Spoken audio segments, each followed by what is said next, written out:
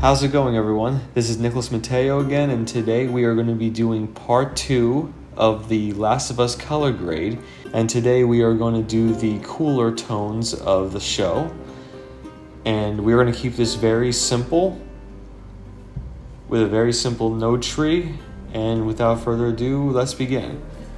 So the first thing I'm going to do is I'm going to begin with my color space transform with IDT and ODT like we did last time. This camera was shot on, or this footage was shot on red. So we do red wide gamut RGB with red log 3G10. I like working in that color space, or that input gamut I should say. DaVinci wide gamut. And move into our ODT.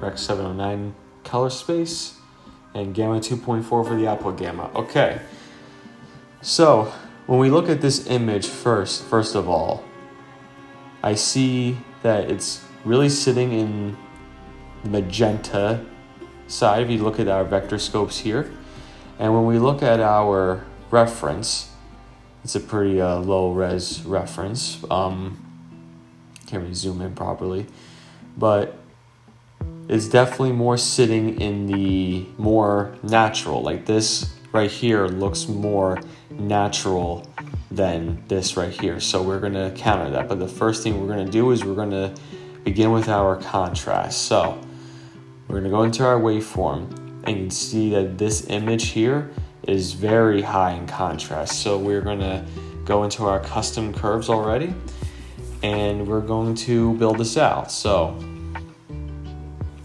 and I'm also really keeping an eye on my waveform here, along with looking at my overall image. So I might want to bring this up just a little bit, drag it down.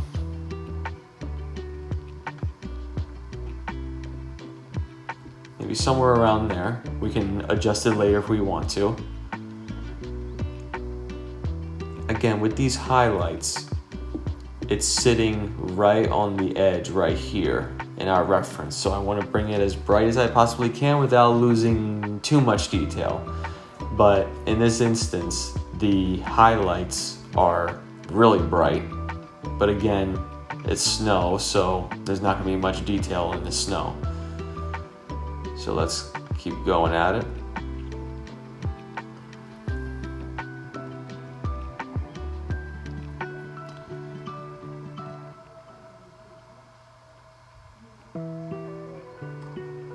Somewhere around there. If we can do our before and after. It's looking pretty good. Definitely poppy. I think we can go back into our primary wheels. It's always important to go into your lift gamut gain to make some minor adjustments after you've done an S-curve. That's what I recommend you do for any lasting effects.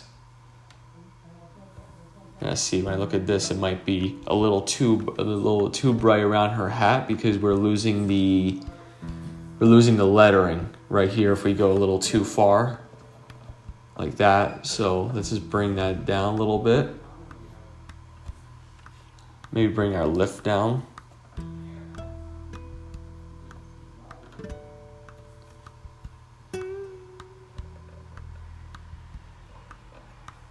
Before and after. So that's definitely looking pretty good in terms of contrast. So we're going to move into our balance.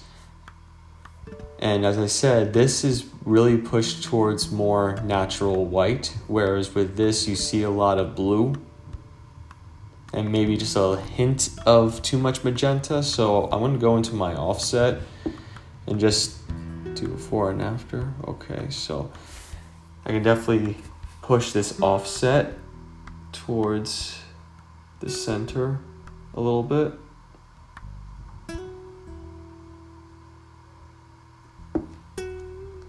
This really helps with the color separation of her face as well, as you can see.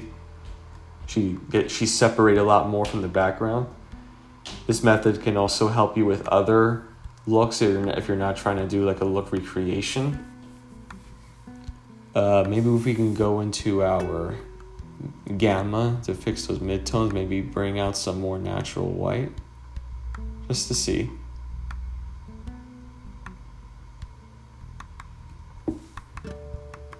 Somewhere around there.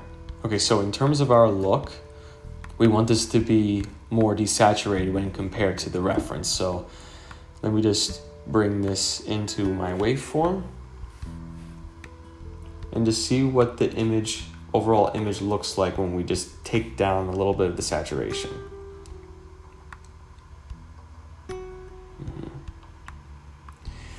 You might want to play like a little dance between the color boost and the saturation with a look like this, because you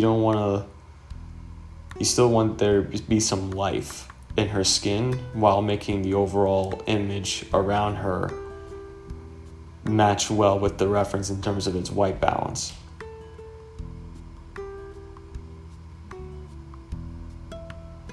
Maybe somewhere around there. We're getting closer. We're not exactly there yet, but we're getting closer. Now we can go into our HSL curves and we can continue to push these whites to even more white. But I'm also going to try to do something with her coat to see if I can better match it. Maybe swing the hue from purple to the deep blues that we get in Ellie's coat. If you want to, that's like a little extra credit thing if you want to try that out.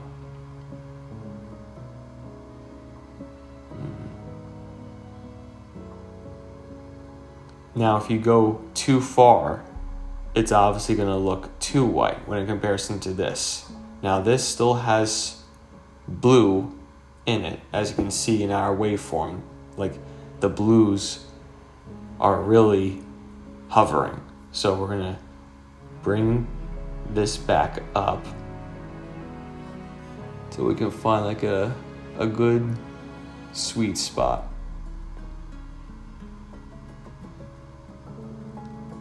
Because this is controlled.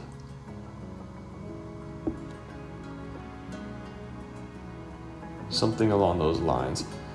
Now I want to grab her skin and make her look paler, closer to Bella Ramsey's face. Now there's the qualifier way to do this, and then there's the HSL curves way to do it. For the sake of this example, let's try out the hue versus saturation way first, and if that doesn't work, we can go into our qualifiers.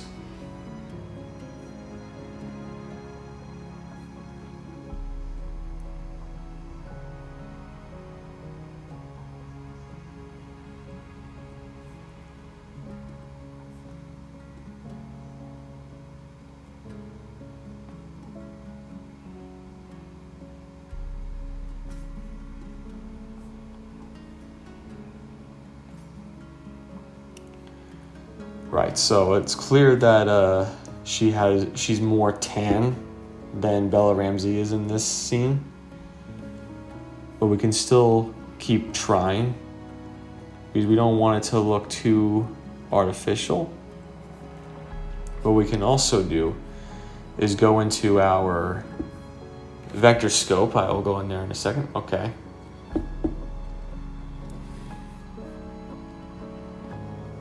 See where her skin is leaning towards. Okay, so hers is definitely in that sort of magenta quadrant, and hers is sitting where normal skin should be sitting. So we can do a few things here. One, we can swing the hues to that more magenta-esque zone. It obviously looks terrible right now, but we can bring that out, see how that looks. It actually does look pretty bad, but let me see what I can do with my hue versus luminance. That doesn't really do much. I think in this instance, because this woman's skin is obviously more colored, she's more tan, we can find like a happy medium. So this was probably going a little too far. So let's bring that towards maybe somewhere around here. And now she's already looking a little better, maybe a little too sickly. And right now she obviously has a little too much magenta, but that's okay because she's cold. Her face is meant to have a little bit of magenta in it, but let's bring this down to see if we can find a happy sort of medium.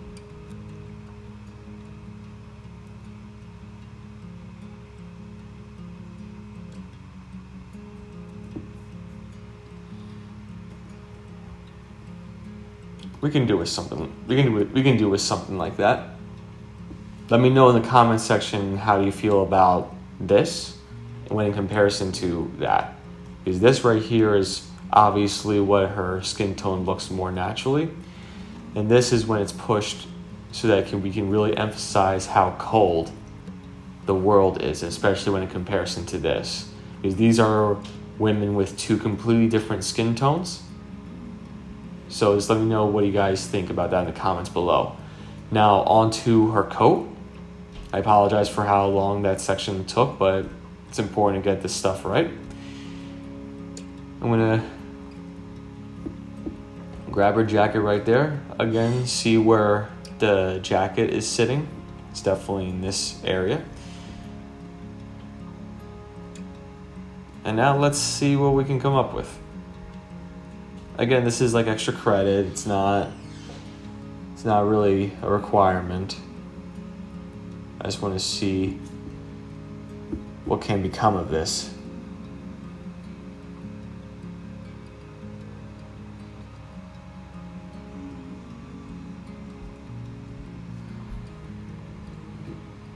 Widen that out a bit so we can get this area adjusted well.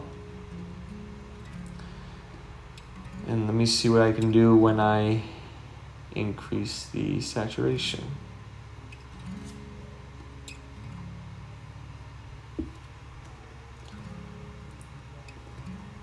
Somewhere around there. Be very careful with how close these lines are, because the closer it is, the more likely it is your image can start breaking. As you can see here, based on your monitor, you won't be able to tell that this is actually very pixelated, so we don't want to do that. Bring it back there. We're actually sitting pretty close to the reference, minus her skin not being as capable of being white, but that's okay. Now, right now, this looks pretty close. Obviously, the trees in the background look different than here because this is more in the shade, but if we do a comparison in terms of our whites, we are sitting pretty close. Let me just do the qualifier, see where we are.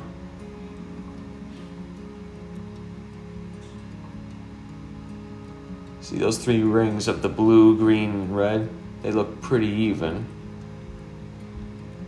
So does ours, but you know what? We can even add some more blue into that.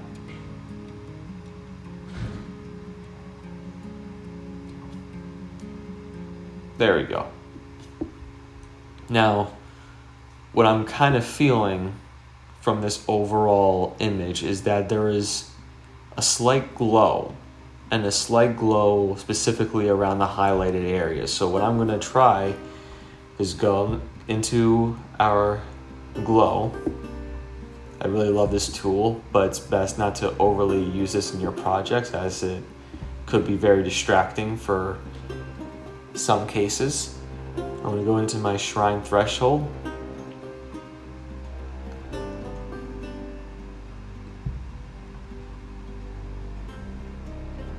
Now I don't want to affect the saturation in this. Now, obviously this looks too much when in comparison to the reference, so going to go into my global blend, blend it by half. It's already looking a little better, maybe still a little too glowy. We're obviously losing maybe a little bit of detail in the hat with the letters. But what we're going to try is go into our luminance.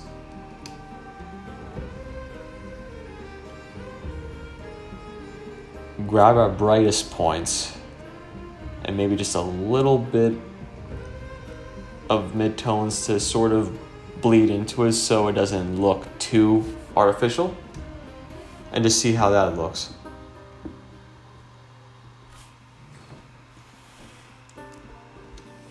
Now, that might have ruined her skin a little bit, but that's okay. We can see what it looks like when we really bring it in. Yeah, it's that area that might screw it up just a little bit.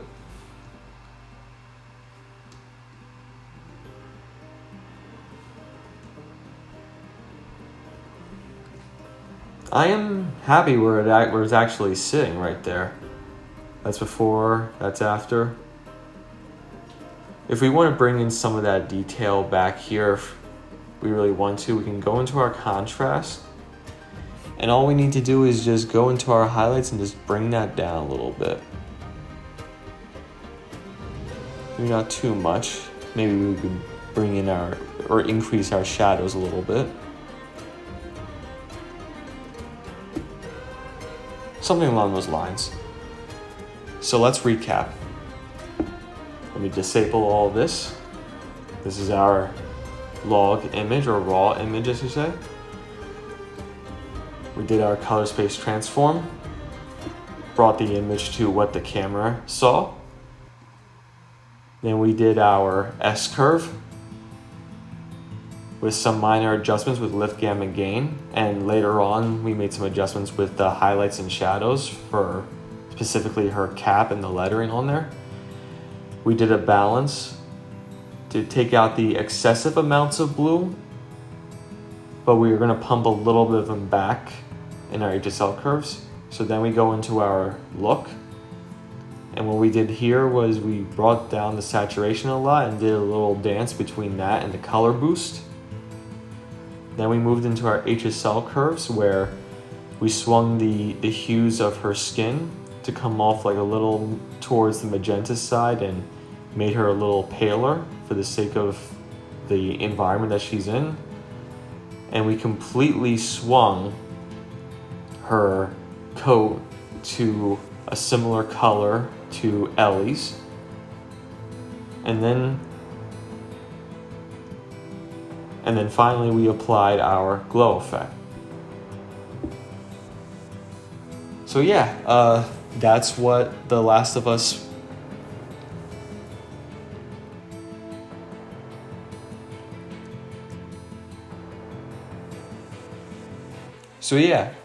I'm happy with how everything is sitting. So let's roll the full clip.